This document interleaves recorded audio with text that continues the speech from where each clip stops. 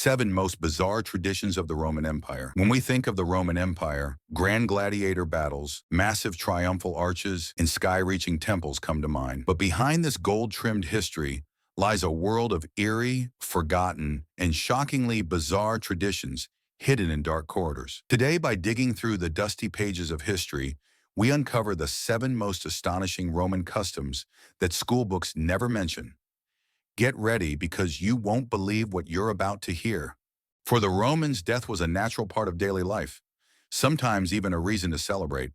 The tradition of mortui vivente, meaning the living dead, was one of the eeriest customs in Rome. Wealthy Roman patricians would host grand feasts in their luxurious villas, but these feasts were far from ordinary entertainment. In the middle of the meal, the host would hand each guest a small symbol of death, usually an ivory-carved skull or an angel figure.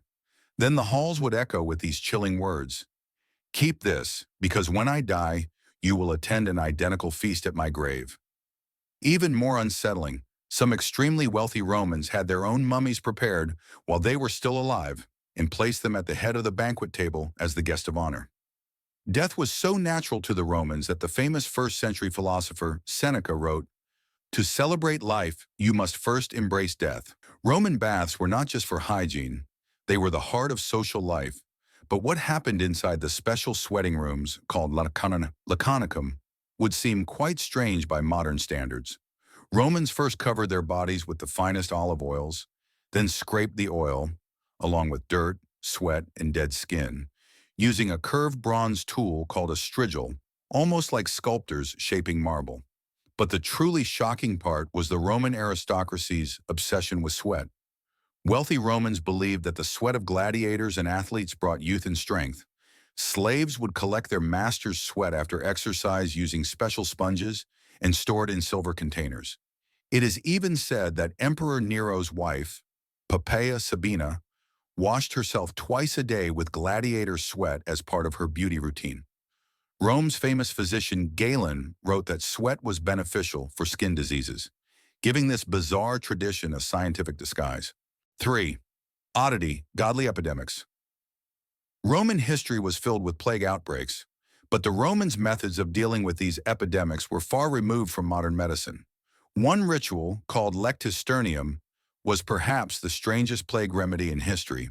When an epidemic began, priests would carefully clean the statues of the gods, decorate them with gold and silver jewelry, and lay them on luxurious couches. In front of the statues, they placed the finest foods, honeycombs, rare spices, wines, while musicians performed to entertain the gods. The logic was simple. If the gods caused the illness, you could heal them by feeding and entertaining them. During the Great Plague of AD 265, Emperor Gallienus hosted a massive silver statue of Apollo at a banquet table for 7 days and 7 nights, and when the outbreak finally slowed, he credited it to the god's favor. Unfortunately, these rituals never stopped the plagues. They merely reflected the Romans' desperation. The arena was Rome's center of entertainment, but also a medical resource. Romans believed that the blood and organs of gladiators had healing powers. The standard treatment for epilepsy was for the patient to drink the blood of a freshly killed gladiator right in the arena. The Roman physician Pliny, in his work Natural History, claimed that gladiator blood cured epilepsy at its root. Even more chilling, some Romans bought fresh gladiator livers from the arena and ate them raw, believing it granted courage and strength. The demand was so high that the bodies of slain gladiators practically turned into money. Wealthy families bought gladiator blood for their epileptic children, while soldiers ate gladiator liver before battle for empowerment. This tradition reveals just how deeply Rome's culture of death and violence was woven into daily life. 5. Oddity, imperial deification. In Rome, the fate of a deceased emperor was to become a god, but the process began with a surprisingly human vote. After an emperor died, the Senate would convene to debate a simple question: does this emperor deserve to become a god? The discussions could last for hours, weighing the emperor's virtues and flaws. If approved, he was granted the title divus on divine, and construction of a temple in his honor would begin immediately.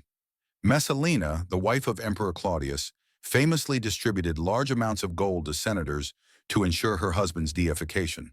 But later, Emperor Nero stripped his uncle Claudius of his divine status, saying, "This man was too clumsy and incompetent to be a god." Some emperors even declared themselves gods while still alive. Caligula proclaimed himself equal to Jupiter and had his statues placed inside temples. These games of deification revealed just how pragmatic and political Roman power truly was. 6. Oddity, mouse-brain birth control. Birth control in Rome was far from modern methods, and often dangerous for women. One of the most common techniques was to mix the brain of a female mouse with pine resin and beeswax, then shape it into a vaginal suppository. The Roman physician Serranus wrote that this mixture cooled the womb and prevented pregnancy. For men, it was common to carry frog tongues before going to war. They believed this brought temporary infertility, but the most tragic story belongs to the plant silphium. Its seeds were so effective for birth control that it became one of the most sought-after plants in the entire Mediterranean. Demand grew so high that by the 1st century AD, silphium had gone completely extinct. The last known stalk of silphium was presented as a gift to Emperor Nero. Rome's obsession with birth control was so intense that it drove an entire plant species to extinction. 7. Oddity, the trade of enemy heads. Roman victory parades were not only celebrations of military success, but also showcases for a horrifying kind of trade. For a general returning from war, the most valuable trophy was the severed heads of defeated enemy leaders. But these heads were not merely displayed. They became part of a specialized industry. Wealthy Roman collectors would purchase famous enemy heads and have them turned into decorated drinking vessels. The process was standard. The inside of the head was completely emptied, then lined with gold or silver and adorned with precious stones. It is said that Julius Caesar used the skull of his rival Pompey as a wine cup. Some wealthy Romans believed that drinking wine from a cup made of an enemy's head transferred that enemy's strength to them. This bizarre tradition reveals just how deeply Rome's culture of war and brutality was ingrained.